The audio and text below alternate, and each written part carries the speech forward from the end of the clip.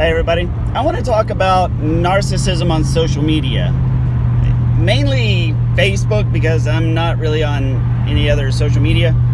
But I guess you can see it on Twitter as well. Twitter's sort of less of a cesspool because of the limited response length that you can have. But Facebook groups, Facebook feeds all the time. We've all seen it where there's a thread that starts out okay and then it just has this long descent into hellfire and damnation and just general nuts. Two people that just can't shut up, right? And if that one person is you, I want to give you a couple of guidelines for engaging narcissism, and really and truly, technically, it's emotionally unstable is the actual moniker that this would fall under. Why is it emotionally unstable? Because you now have two people who are not exactly centered in their universe. That's why they're fighting. So it falls under emotional instability. You also find it with narcissists, most especially when you have one of these people who's cool, calm, collected, and they know everything, even about you. You know, they're right, even though you know yourself better than they do, they're still right? It doesn't matter if you think you're right, they're right, okay? Laser alert. Ooh, somebody's using a laser.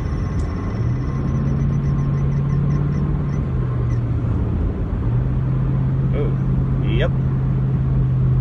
There's a cop using a laser. Well, that was money well spent. So anyways, where was I? I'm not going to start this over. Oh yeah, so you got two people who are emotionally unstable,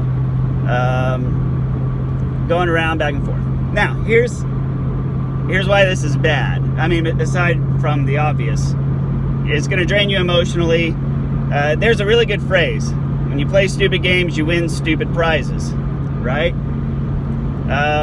Well, arguing on the internet is a pretty stupid game to play because it doesn't solve anything. Like, literally, with people on the internet, when somebody contradicts you, you generally just don't care. And nobody has ever brought somebody else to a new level of understanding and peace and harmony by fighting with a complete stranger on Facebook. Just doesn't happen. It doesn't, right? So already, whenever you're getting drawn into something, really and truly,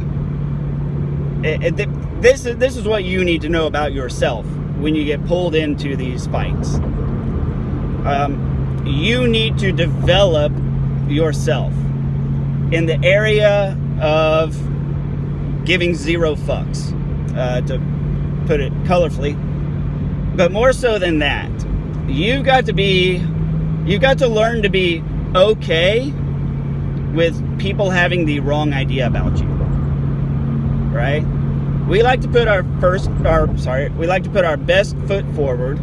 You know, we like to make good impressions. Everybody thinks they're good people. Everybody thinks they're fine. Everybody thinks they're normal. Everybody thinks their intentions are good, right? That's what we want people to think. So the second that image of ourselves gets contradicted, it can hurt. Because, you know, we think that they're wrong. We think that we are right. And, you know, who knows? Maybe they have the wrong impression.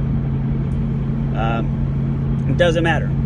But if you find yourself getting pulled into a back and forth with somebody, that means you, Mr. or Mrs., need to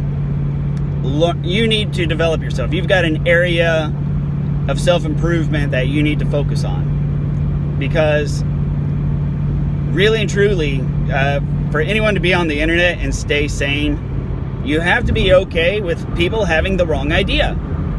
You have to be okay with people being less educated than you in a specific subject of study or, subject matter in which you are the number one expert, right? You have to be okay with you yourself not being as fully educated as you would like to be or need to be to engage with somebody else. You have to be okay with incongruency as a whole, right? Somebody has the wrong idea. Maybe you have the wrong idea. You could be wrong. They could be wrong. But none of it matters, okay? Sometimes you get people that are doing it on purpose just to set you off, just to be a troll, just to prove themselves to be superior. And there's no greater place for this to happen than when you're on Facebook and you read a post and you comment on a post, and what happens? Somebody who is not the original poster, the OP, someone else whom you don't even know hits reply and says some shit to you, right? They're baiting a fight. They're looking for a debate, right? Or, sometimes they're just like, hey, yeah, great reply. I never thought of this. Hey, But I'm talking about the people who reply just to cram some shit down your throat. What do? My number one favorite reply is to say, well, if that's how you feel, I'm absolutely fine with it. I wasn't actually talking to you. I was talking to the OP. And then that's it. I'm fine with how you feel. I'm fine with that. If that's how you feel. I wasn't talking to you. I was talking to the OP.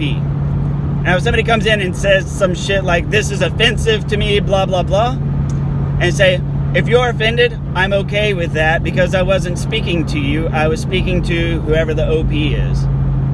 If the OP is offended, they'll let me know. Or I would like for them to let me know if it offends them. If they're not offended, then, oh well. If the OP is offended by what I said to them, I'm willing to change it. I'm not an asshole, but I wasn't talking to you. Right? But that's how you have to be. Because it's true. You weren't talking to this person. Now they're talking to you. So basically, they just come out of left field. They get the element of surprise. It's sort of like if you're going to the drive-thru to get your hamburgers and they say that'll be $7.48, you hand them your debit card and then they punch you in the face. Not them, not the people in the drive-thru, but somebody who came running up from behind the car just comes up and punches you in the face. Right? So that's just some random shit. I mean, what do you do? Well, actually, you know what? That's a terrible analogy. Because then that would require telling the guy who hit you in the face it doesn't bother you. Okay, so we're not going to use that analogy. I'm going to make the analogy better because I'm going to take out all the old words and put new ones in. You know what? No analogy. There you go. Just do it this way and you'll be good. Because then, as long as you're not playing a stupid game, there's no stupid prize for you to win. So, there you go. Plus, the fact, when somebody comes to pick some shit with you or, be offended at whatever you said and you weren't even talking to this person, and you say, if you're offended, I'm fine with that because I wasn't talking to you. There's really nothing, it doesn't give them anything to perpetuate their conflict with, right? And even if they do reply to that after that, God, only an asshole would say something like that. Just be like, yeah, I don't care.